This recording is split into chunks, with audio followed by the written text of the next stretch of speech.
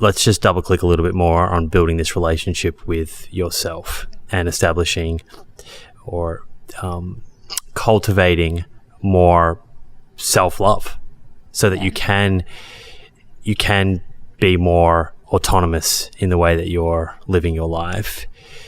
From a daily practice point of view, are there things that you would encourage people to think about doing, or like to think about the way they're speaking to themselves, the narrative in their head? That's a big one. So start with the lowest hanging fruit. How do you talk to yourself? Because most people, and I really do mean most, talk to themselves horrendously. I remember when I first started the practice of bringing awareness to myself, my inner dialogue, there were times where I was like, holy crap, I can't believe I'm saying this to myself. Just beat yourself up. Yeah. And sometimes it's so sly. It's like, oh, Jillian, don't be so stupid. Like just little things like that. But imagine hearing that from a friend or a parent or a lover. Stop being so stupid. That would be considered abuse. That's an interesting way to frame it. To take that sentence or phrase and experience it as if it was coming from someone else. Yeah. And people would cry abuse over that. So why are we abusing ourselves? So it starts with that level of awareness. And once you become aware of that and you start to notice it, then you just interrupt and be like, no, I'm not going to talk to myself that way. And you just talk to yourself differently. So it's really important. There's no other place to start but there, I think. And then, self-love could also be cleaning up your room. Self-love could be taking one task that you've been procrastinating on forever and just freaking doing it. Self-love is putting yourself out there and building some community. How important is that piece to the relationship that you have with yourself, the people that you're surrounding yourself with, and how they speak to themselves and treat one another? I think it's huge. I believe that we are who we spend the most amount of time with. And that's why I tell people who are dating, why would you ever, before you really decide if someone is someone that you're going to really pursue like a real relationship with, you better meet their friends. Because if they suck, that says something about them. And in order to determine if they suck, I mean, there's obvious things, but right. Is that coming back to your values, your interests? No. So yes. So there's two things. So if they're not nice people, right? So that's important, right? It seems so obvious. However, it's so tragically overlooked. Like, it's important that it's important that we have nice people in our lives. So you're looking for sort of acts of kindness or the way that people are talking about others. And how they are with each other. Do they have do they have each other's backs? Is there a loyalty there? Right, some camaraderie. Yeah, camaraderie, loyalty.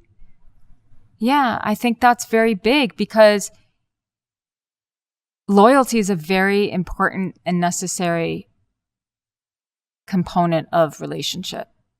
What about practices like journaling and gratitude? Are you big on those? Yeah, it's so funny. I never kept a journal as a child.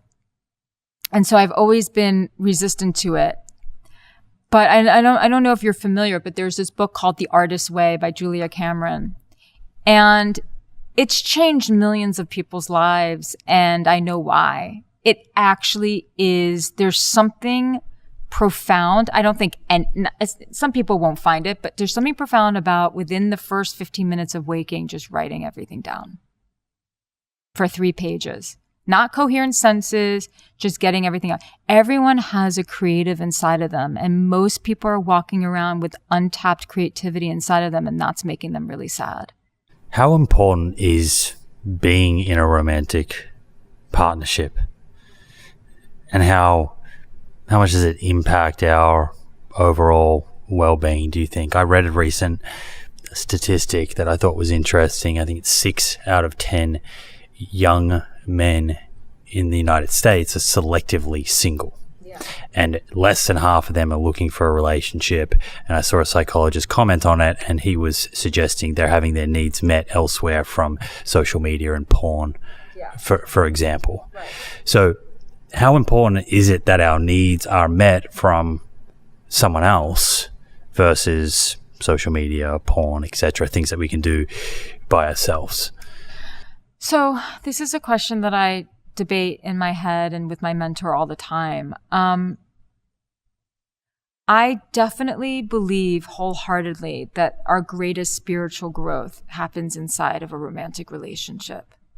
And to learn how to transcend our egos and to really love someone is profound. And the person who's always avoiding that will be stunted in some way emotionally. But I also know that there's plenty of people, and like women, for example, after they reach a certain age, maybe it's like around 60, and they really are living their best lives. And they said, I did the marriage, I did this, and this is really okay for me. So I think that a healthy relationship, one filled with love and respect and loyalty, is very good for our health, physical health. But a bad relationship will destroy it. Yeah, when I think about the fact that so many young men are not even pursuing relationships and where they're getting their needs met, whether it's social media or porn, which is a big discussion in and of itself, it reminds me of nutrition in some ways, and this kind of the seductive nature of ultra-processed foods. Mm-hmm. And we get a whole lot of instant gratification. They feel amazing, but in 4 or 5 decades from now, we're going to be riddled with chronic disease and feel pretty lousy. And I think about those young men, and in 30, 50 years from now, are we going to see a lot more loneliness? I think that loneliness, I think I read a study recently that loneliness is really the thing that most men are facing today. A lot of isolation. I'd have to find the source, but there was an article recently, and I wish I could recall, about how men, they don't have like community, they don't have friendships. I think isolation is one of the worst things for a person's soul, honestly. And I find that statistic sad, very sad. I think that there's just so much benefit to doing life with someone. Yeah, there's a lot of happiness that's potentially being left on the table. Yeah. That's part of the human experience, or can be. But it's also good to know how to be alone. Mm-hmm. Solitude. Is that an important part of building that relationship with yourself? I think so. I think that if you're someone who's always like swung from like vine to vine, like a monkey, from relationship serial to relationship. Monogamy. Yes, serial monogamy, relationship to relationship. It really would benefit a person to know how to be alone. Look, if you're afraid to be alone, your chances of choosing the wrong partner, the wrong person to partner, just triples. That's good insight. Yeah. So I think that it's always a really good thing to enjoy your own company.